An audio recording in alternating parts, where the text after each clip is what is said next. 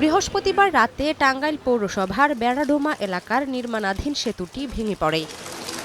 স্থানীয়রা জানান, প্রায় ১ মাস আগে সেতুটির উপরের মূল ঢালাইয়ের কাজ হয়। গত ১১ মে সেতুটির নির্মাণ কাজ শেষ হওয়ার কথা ছিল, কিন্তু নির্ধারিত সময়ে কাজটি শেষ করতে পারেনি ঠিকাদারি প্রতিষ্ঠান ব্রিক্স অ্যান্ড ব্রিজ লিমিটেড। পরে বৃহস্পতিবার রাতে সেন্টারিং সরে গিয়ে মাঝখানে দেবে ধসে পড়ে ৩০ মিটার দীর্ঘ সেতুটি। খালি অবস্থায় গেছে, যদি লোড পড়তো তখন কি হইতো? গাফলিতে না থাকলে এরকম হতে পারে না, কারণ মনে হয় রড ওইভাবে দেওয়া হয় নাই।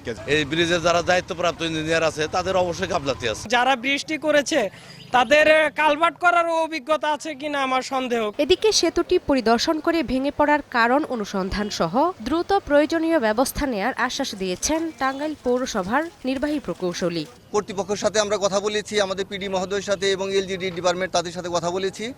ওনারা এই বিষয়ে তদন্ত কমিটি করবে। তদন্ত কমিটি করলে আমরা তখন দেখতে পারবো যে নির্মাণ কাজের ত্রুটি নাকি আমাদের প্রাকৃতিক দুর্যোগ না অন্য কোনো সমস্যা আছে, এই বিষয়ে তখন জানানো যাবে। ২০২০ সালের ১২ই নভেম্বর ৩ কোটি ৬০ লাখ টাকা ব্যয়ে সেতুর নির্মাণ কাজ শুরু হয়।